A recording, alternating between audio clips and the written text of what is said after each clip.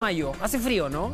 Sí, 9 grados allá hasta ahora en Santiago y dicen que solamente 16 va a ser la máxima para el día. Sí, claro, aquí tenemos la suerte de estar adentro de un set, pero la verdad es que va a ser dramático lo que se va a vivir el día de hoy. Estamos revisando en la pantalla ya a nuestros compañeros, pero justo al lado mío está la calle Bustos. Ahí está el Consulado de Venezuela, bueno, la Embajada de Venezuela en Providencia. Hay distintos puntos donde, ahí está la Embajada, precisamente, la calle Bustos con Pedro Valdivia, donde ya los venezolanos han acampado, podríamos decir, porque son carpas durante semanas sin tener acceso a ni un baño, nada. La verdad es que la situación es muy compleja y la vamos a ver en un ratito. En el Hospital San José está Stjepan Tarbuskovich y también tenemos a Luchito Ugalde. Sí, en el Hospital El Pino, donde hubo una protesta en el día de hoy, protagonizada por los conductores de las ambulancias. Una cosa insólita, pero es la desesperación por no lograr atención para los pacientes que estaban trasladando. A ver, escuchemos lo que ocurrió anoche.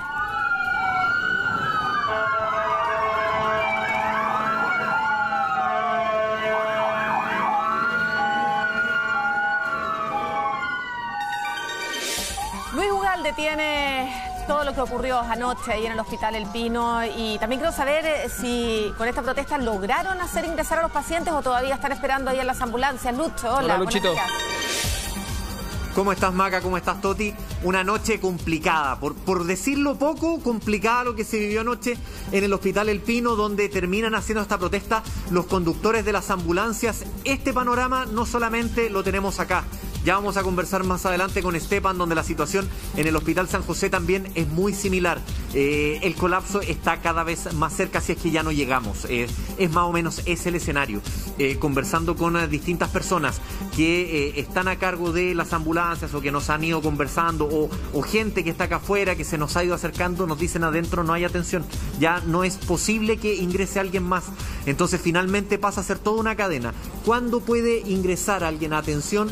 Cuando se libera una cama, cuando alguien está mejor, cuando alguien es dado de alta o simplemente cuando alguien fallece, muchachos. Es ese el panorama que se está viendo en distintos hospitales, en este caso en el Hospital El Pino, donde estamos nosotros ahora. Bajó el número de ambulancias, a diferencia de lo que era la noche. Durante la noche es que se realiza esta protesta por parte de los conductores de las ambulancias porque no había atención. Ellos venían con pacientes trasladados desde centros de salud menores, es decir, desde CESFAM, desde centros de salud, desde consultorios, desde centros de salud menores, es desde donde han ido personas que cada vez presentan una complicación mayor, son trasladados, son derivados hasta el Hospital El Pino, que es el hospital de este sector, y esas personas son las que no tenían atención. Se subentiende quizás que muchos de ellos venían quizás con algún tipo de complicación más leve, pero hay otros casos de personas que venían más graves y que no podían recibir atención. Miren ahora, muchachos, me salgo un poquito de lo que les estaba relatando la situación acá. Se está realizando, ustedes lo alcanzan a ver, esta limpieza que le están haciendo a distintos funcionarios que están acá afuera, que se realiza constantemente en los centros hospitalarios, y es el panorama y el escenario que tienen acá, todavía con algunas ambulancias, pero mucha menos de lo que había en la noche. Claro, se ve ahí esta sanitización, como le llaman, ¿no? Cuando llegan distintos trabajadores de la salud a los hospitales, Luchito. Bueno, limpieza es lo mismo. A mí me hacen limpieza. Hay que sacarse los zapatos, limpiarlo con una sustancia que tenga cloro, en fin. Pero aquí se entiende, Lucho, aquí lo que estamos hablando es una protesta más que todo psicológica, porque aquí el cansancio, la mella, el dolor que sienten es la impotencia de llegar con una persona contagiada y que no tenga atención, digamos. Lo que tú dices, a menos que lamentablemente lleguemos al extremo que se muera alguien, no hay cama. Claro, la idea de permanecer en la ambulancia es que los puedan seguir atendiendo hasta que hagan ingreso. Pero no puede ser que estén ahí 15 horas, 20 horas. Hay gente que se pasa el día completo y esa ambulancia en queda una bloqueada. Ambulancia. Y además la ambulancia queda bloqueada para llevar a otro enfermo. Claro, la ambulancia tiene suministro de oxígeno y tiene personal médico de enfermería que puede ayudarlos, y por eso, Lucho, es mejor estar en la ambulancia que estar ahí afuera tirado en una silla sin atención, pero no pueden ser 20 horas, o sea, eso supera cualquier límite. Miren, ayer le preguntaron sobre esta situación al ministro Mañalich. Y lo que dijo el ministro es de que quienes llegaban en las ambulancias se les estaban haciendo los triage. El triage es cuando una persona llega a un centro de salud, es el primer diagnóstico, podríamos decir, que se le hace. ¿Qué síntomas trae? ¿Cómo viene? ¿Qué complicación trae? Y ahí se le categoriza. La categorización, si mal no recuerdo, va desde paciente A, B y C. Si alguien me puede corregir, se lo agradecería, pero para entenderlo más claro, desde mayor gravedad a menor gravedad. Entonces, un paciente que tiene menor gravedad, lógicamente que lo van a dejar esperando, a diferencia de un paciente que tenga mayor gravedad. ¿Cuál es la complicación ahora? Según lo que nos decía la gente de las ambulancias o distintas personas que se nos han acercado, el problema es que ahora ni siquiera se puede priorizar porque no hay cama adentro. O sea, no hay disponibilidad. Mira, entonces, el triage estaba revisando, esa es la Luchito, mayor complicación que hay en este momento. Hay algunos, depende, pero por lo general son 5 etapas los niveles de urgencia. Sin urgencia, que es el menor, después viene urgencia menor, urgencia, emergencia y resucitación, que ya es lo más grave de todo, digamos. Y esa debería entrar directo. Claro, y eso es lo que están tratando de evitar los doctores en todo el mundo, Luchito, llegar a ese punto. Claro, ahora me enviaron información referente a la categorización. Bueno, C1, C2, C3, C4 y C5. C5 es el paciente que viene más leve.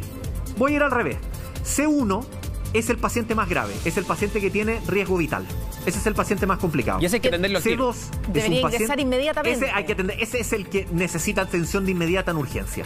El C2 es un paciente que viene complicado, pero ya no con riesgo vital, pero sí viene muy grave y podría llegar a riesgo vital. Después viene el C3, que el C3 ya puede comenzar a esperar. No viene tan grave y así va bajando. Y después el C4 y el C5 son los que siempre las autoridades dicen que vayan a un consultorio y no a un hospital. ¿Luchito? Pero claro, ¿cuál es el tema ahora? Muy breve, Maquita, y con esto termino. El tema es que actualmente está llegando el C1 y el C2 y ese es el que está muy complicado para poder ingresar. Ahora sí, Macadina. Sí, no, solo para ir conversando contigo. Las ambulancias que se ven ahí, que tú has podido ver, son principalmente de los consultorios municipales, porque lo que entiendo es que mucha gente llega a la atención primaria y cuando los consultorios ven que ya no pueden hacer nada más, que necesitan oxígeno, necesitan una intervención un poco mayor, los mismos consultorios, la misma municipalidad los deriva a los hospitales y ahí es donde quedan estancados. Claro, precisamente es el panorama, tal como tú lo estás comentando. La gente va, por ejemplo, hay personas que van directo a los hospitales, hay personas que van a los centros de salud más pequeños, a los CESFAM, a los SAPU. Entonces, ¿qué pasa? Esos son centros de menor complejidad. Como tú bien lo decías, quizás no hay un ventilador mecánico o si hay uno, desconozco si es que hay en los CESFAM, pero son centros de menor complejidad. No, cuando ventilador ese paciente mecánico se no, complica, solamente oxígeno. Claro.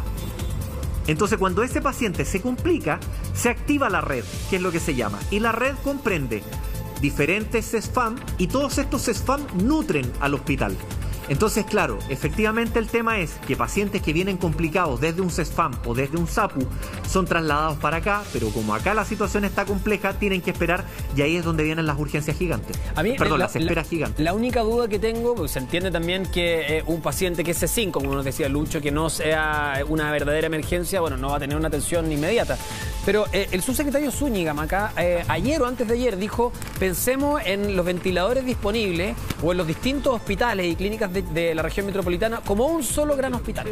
Entonces me llama la atención, por ejemplo, que alguien que está ahí esperando durante horas no lo deriven a otro centro que sí tenga espacio o en ni un lugar de la región metropolitana. En ningún lugar hay espacio. Es el problema. A ver, escuchemos cómo le explica el propio chofer ahí de la ambulancia. Luchito. Mira, vamos a preguntarle, por lo que alcancé a escuchar es traslado de pacientes. Bueno, yo creo que esto tienen que verlo las autoridades, no más que agilizan un poco más el asunto de los médicos, no sé, el funcionamiento que tienen, que está todo colapsado. Nos han comentado que adentro ya no quedan camas y que hay pacientes que están acá a bordo de la ambulancia que van a ser trasladados a otro centro hospitalario. Justamente. En su caso, ¿usted va con traslado de pacientes? De los compañeros que justamente están en esa situación, que estaban pegados de anoche. Perfecto. ¿Usted va ahora con traslado de pacientes? ¿Ah? ¿Va con traslado de pacientes ahora? ¿Alguno de los funcionarios? Nosotros, ahí están los compañeros que acaban de salir del turno que estaban de noche. Perfecto. Mira, son principalmente funcionarios, ¿ah? No son pacientes, son funcionarios lo que ellos nos cuentan y claro, ese más o menos el escenario que tienen ellos sobre cuál es la situación que hay. Usted nos contaba, es principalmente traslado de funcionarios ahora, ¿son la salida del turno los que usted traslada? Autovalentes. Ya. Pero nosotros vinimos a dejar a nuestros compañeros que tenían que hacer el cambio de turno. Ya. Nada. La situación adentro parece que está bien compleja, ¿o no? De más que sí. Sí. Sí. En general, la gente que está acá afuera son pacientes de ambulancias, son pacientes de centros de salud pequeños que no pueden ingresar finalmente. No, pues lo que trajeron en la ambulancia, o sea que salieron de la urgencia. Ya. Esos son los que están ahí. Claro. Así que yo tengo que sacar otros pacientes. Ya pues, muchas gracias. Ahí estaba entonces el conductor de este vehículo que, según lo que nos explicaba y alcanzamos a ver, muchos de ellos eran principalmente funcionarios. Algunos y otros también eran pacientes autovalentes. ¿A qué se refiere con pacientes autovalentes? Que son pacientes que ya están menos graves y pueden ser trasladados ya sea a sus domicilios o según algún tipo de recuperación la pueden hacer en sus domicilios. Entonces eso se hace también para liberar camas y recordemos un poco lo que se está realizando, que la búsqueda que está teniendo el Ministerio de Salud y en general la red asistencial es tratar de liberar camas. Es decir, paciente que pueda estar más sano o en mejores condiciones que otro, la idea va a ser tratar de mandarlo a otro hospital.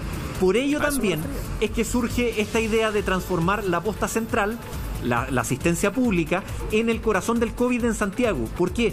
Porque es un hospital que ve principalmente traumas y urgencias.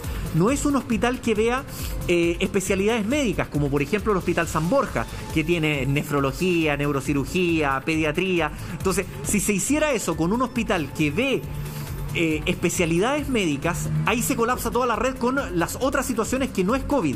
Entonces, en este caso, se utiliza la posta central, la asistencia pública, como el centro que va a ser finalmente el corazón del COVID en Santiago, porque no afecta al resto de la red. Lucho, las ambulancias que estamos viendo en pantalla, ¿están con pacientes ahora o están esperando el traslado de otros pacientes de adentro? Mira, recién se nos acercó una de las personas que manejaba estas ambulancias y nos decía que ellos están esperando el cambio de turno. Algunos de ellos sí están con pacientes, pero según lo que nos comentaron, claro, serían en su mayoría, les hablo en presunto porque tampoco nos han dado esa confirmación oficial, pacientes C4, C5 o puede que haya un C3. Por eso es que los tienen todavía acá en las ambulancias y algunos de ellos los tienen solamente con oxígeno. Ahora, porque es dramático. Esa es la forma que los puede estabilizar. Absolutamente complicada y dramática la situación, por más que sea un paciente C4 o C5. Por lo que decía la Maca, igual, que si es paciente C1 o C2 que necesita atención inmediata, al estar en una ambulancia, entre comillas, bloquea la ambulancia, porque como no hay espacio dentro, también esa ambulancia queda bloqueada para trasladar a pacientes de menor gravedad, entonces se empieza a transformar todo como en un círculo vicioso. Es que esto es lo que pasa, Toti y Lucho, cuando se copan las camas críticas, se copa la UCI, por lo tanto, desde la urgencia, los pacientes que tienen que ser internados en el hospital no pueden ingresar porque no hay cama, entonces los internan, por decir de una manera, porque no es la forma de internarlo, pero al menos les empiezan a entregar esta atención en la urgencia y no hay esta movilidad que se necesita y cuando empiezan a llegar nuevos pacientes ya no los pueden ingresar. Y tú decías, Toti, ¿por qué no lo llevan a otro hospital? Mira, esta es la realidad actual de los hospitales en Chile y de las ocupaciones de camas críticas. En la región metropolitana hay un 97% de ocupación y siempre tiene que quedar un margen. Un hospital no puede quedar con el 100% de ocupación. Siempre tiene que haber al menos una cama, incluso más grave, esperando el más grave. Esperando que llegue, como decíamos, el C1, la persona que se va a morir en el instante, el que tuvo un ataque al corazón, el que fue, qué sé yo, atropellado. Y siempre tiene que quedar ese margen. O sea, un 97% es un hospital que está lleno, y además, que no puede aceptar a nadie más. Aunque tengamos el 3%, Lucho, también me imagino que en algún momento, si es que se desocupa una cama, no es que empiecen a llamar, oye, ¿quién trae algo? Sino que ya hay pacientes esperando para usar inmediatamente esa cama. Y lo más dramático, Luchito, y con esto te doy el pase, es que no solamente hay una ocupación alta aquí en la región metropolitana, la ocupación de la región de O'Higgins está también al tope por los pacientes derivados desde Santiago. Lo mismo en Maule, ya se está ocupando la de Biobío, se está pensando en Coquimbo. A nivel nacional la ocupación de camas es de un 86% y más de 100 pacientes han sido trasladados desde Santiago a regiones. O sea, ya ni siquiera basta con pensar la región metropolitana como un solo hospital, ni el país entero como un solo hospital, porque así todo ya está en su límite, como lo dijo el propio presidente, Lucho.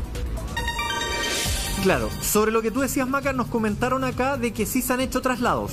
Se han hecho traslados al Hospital Sotero del Río y al Hospital del Salvador. Fue lo que nos comentaron acá la misma gente de las ambulancias fuera de cámara. Nos da la idea, y según lo que ellos nos decían también, que esos sí deben haber sido pacientes C1, C2.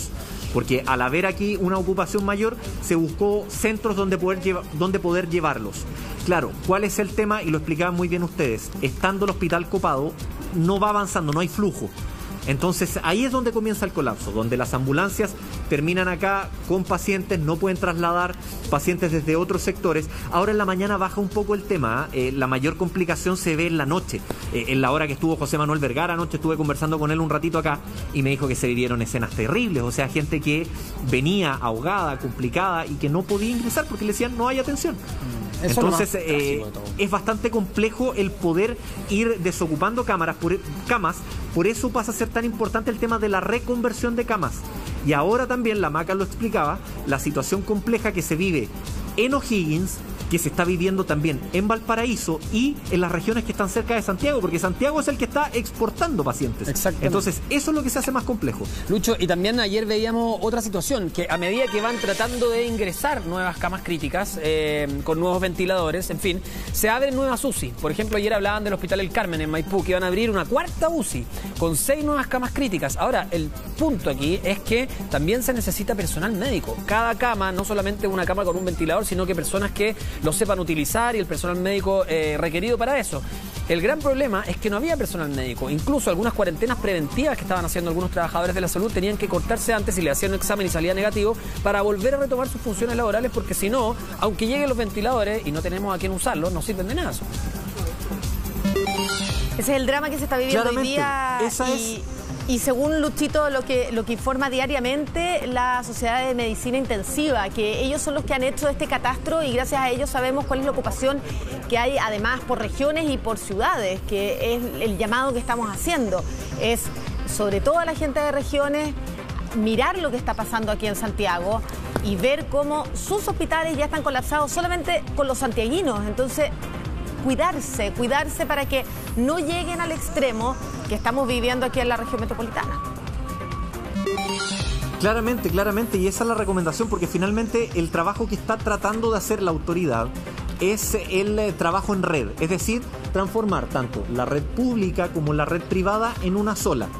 Claro, existió la polémica del tema de la reconversión de camas en el sector privado, pero claro, mientras no exista flujo en el sector público, se te va colapsando el privado.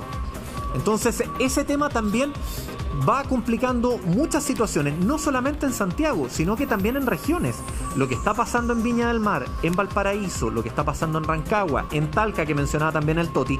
Entonces, todo esto va finalmente siendo una gran bola de nieve. Si recordamos un poco, y no es ser alarmista, es poner la situación que ocurrió en otro lugar, que es lo que pasó en España y en Italia. La gran complejidad en esos dos países fue que colapsó el sistema. Entonces ahí es donde ya comienza a subir el número de fallecidos y comienza a morir gente porque no hay atención. Entonces personas que podrían recibir una atención, podrían salvar y podrían quedar con vida, esas personas ya no reciben atención. Entonces ahí es donde queda la complicación. El gran problema del COVID es la saturación de los servicios de salud, y cuando ocurre eso es cuando ella queda el gran problema. Y cuando pasa eso, Luchito, no solamente quedan sin atención los pacientes COVID que empiezan a llegar porque se complica su enfermedad, sino que también se complica mucho atender a pacientes que tienen otro tipo de urgencias, lo que hablábamos. Va a haber una persona que va a tener un infarto al corazón, va a ocurrir que a una persona se le complica su enfermedad del cáncer o alguna enfermedad crónica. Son personas que igualmente necesitan atención. Viene una ambulancia de emergencia ahí. ¿Qué está pasando, Luchito? Ah, está saliendo una ambulancia. Sí, puede ser un traslado. Mira, van saliendo varias de las ambulancias. Lo que no tenemos mayor claridad todavía si es que son pacientes que son trasladados o finalmente lo que buscaban era descongestionar acá. Pero claro, salieron todas las ambulancias. Nos da la idea que también por el protocolo de salida que tuvieron, es decir, con sus aparatos sonoros y además con sus aparatos luminosos, es porque lo más seguro van con algún tipo de urgencia. Así por lo menos lo dice el protocolo. Entonces, cada una de esas situaciones son las que se van dando y que van complicando sobre estos hechos. Es decir, el tema del colapso, que cuando no haya atención, cuando no haya ningún tipo de cama o algo así, es cuando tiene que comenzar la derivación. Y ahí es donde comienza el problema. Cuando no hay más camas, es ahí cuando ya comienza la saturación del sistema, que es a lo que tratan de no llegar los países que están viviendo el COVID. Bueno, estaba revisando lo que tú decías, Maca, la capacidad crítica en O'Higgins, por ejemplo. Quedan 4 de 88 camas. O sea, es muy poco lo que queda. Y lo que dice Lucho, como todo se concentra en la región metropolitana, se va extendiendo hacia el norte y hacia el sur la ocupación por región, que eso es lo más grave. Hay un estudio de la Escuela de Salud Pública de la Universidad de Chile que aparece hoy día retratado en el diario Tercera, que es importante. Y ojo que esto no lo hacemos para alarmar, ni mucho menos, sino que simplemente solamente para volver a reiterar una y otra vez el cuidado que hay que tener. Por supuesto, empatizamos con las personas que tienen que salir de su casa porque viven el día a día, pero en lo posible hay que quedarse en la casa. Este estudio de la Universidad de Chile dice que el pic acá de pacientes UCI va a ser el 23 de junio, o sea, todavía queda mucho para eso, y que podrían ser más de 3.000 personas en una UCI, que es muchísimo. No, que ahí no hay capacidad hospitalaria que aguante. Y sabes que lo decía Lucho y yo creo que es un súper buen punto para retomar. Yo ayer pensaba, ¿por qué nos pasó esto si vimos lo que estaba pasando en España? Vimos lo que estaba pasando en Italia. ¿Por qué tuvimos que llegar a este extremo para tomarlo en serio, para creer que era importante quedarse en la casa, para cumplir la cuarentena? Siguen saliendo estudios de la cantidad de gente que incumple la cuarentena. Un 15% de personas contagiadas sale igualmente a trabajar al menos una vez a la semana, según un estudio publicado en el día de hoy. Un 15%, personas que saben que tienen el virus. Yo entiendo que hay personas que están en un extremo de cesantía, de hambre, de necesidad de buscar alimento. Pero ahí es donde tiene que estar la autoridad, la municipalidad, los asistentes sociales de esa comuna. Tendrán en contacto a estas personas, pero no se puede permitir que el contagio se siga expandiendo. Siguen saliendo... Lucho, llevamos 4 ambulancias ya esta mañana que han salido en un lapso de, no sé, 2 minutos, ¿no? Por lo menos fueron 4 ambulancias que salieron. Mira, hay un joven que está acá. Hola, buen día. Te vimos que recién estabas conversando, comentando algunas situaciones. Tú estás esperando atención, estás con algún familiar acá. Corrámonos un poquito porque estamos justo tapando la entrada de la ambulancia. Si nos puedes contar, ¿estás esperando atención? ¿Estás esperando algún familiar? Cuéntanos un poco.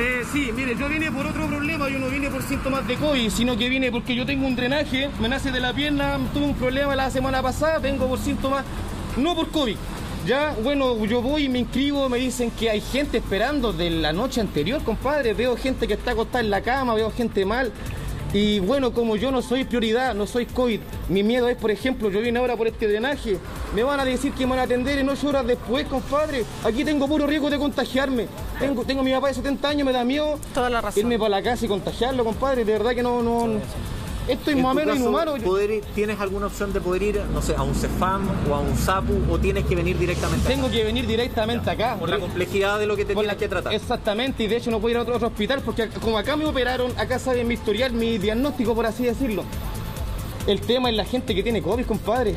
Gente que tiene COVID, ¿qué pasa? No, wow, yo sé que esto va más allá, pero es completamente impresionante. Le sugiero a la gente que no se quiebre la mano, que no ande tropezándose, que no venga por cosas ajenas como yo. Vaya a estar hasta la hora de no sé cuánto, compadre. Muchas horas esperando. Ese es mi testimonio. Okay. Nelson Mesa, mucho gusto. Te lo agradecemos, te agradecemos mucho. Lo que él nos dice finalmente es, si usted tiene algo que no es grave, trate de no venir porque la situación es complicada, especialmente por los posibles contagios que puedan haber. Dime, Maca. Y cuidarse de no tener accidentes tontos. Fíjate que, y lo digo por experiencia propia, porque una hija mía tuvo un accidente pequeño hace 2 semanas. Todavía no estaba tan colapsado el sistema hospitalario. Pero tuve que ir a la clínica y tuvieron que ponerle una venda, un yeso. Y me decía la persona que la atendió, ¿puede creer que hay gente que sale a andar en bicicleta y llega acá con policontusiones? Hemos tenido... Qué rabia para los trabajadores de la salud que están ahí viendo eso. Tuvimos que hacer una intervención y operar a una persona que salió a andar en bicicleta al cerro en plena cuarentena y se quebró la clavícula. Y uno dice, qué irresponsabilidad, qué tontera además tener que utilizar el sistema de salud en eso, o lo que decía el mismo joven que tú entrevistaste. Cuídense, pues no les vaya a ocurrir un accidente tonto que después tengan que estar 10 horas esperando en una urgencia. Entonces, y colapsando también la atención. Claro, no son momentos ni de hacer ejercicios raros, ni de hacer deporte, son momentos de cuidarse, de Luchito, cuidarse en la casa. ¿Estás con alguien ahí? No, me corrí un poquito porque justo estábamos en la pasada de un auto que va saliendo acá. Sobre lo que decía la Maca, les quería agregar un punto más, casi personal. A mí me tocó hace 2 semanas partir a una urgencia veterinaria con mi gato. Y era urgencia, tenía que llevarlo porque estaba bien complicado.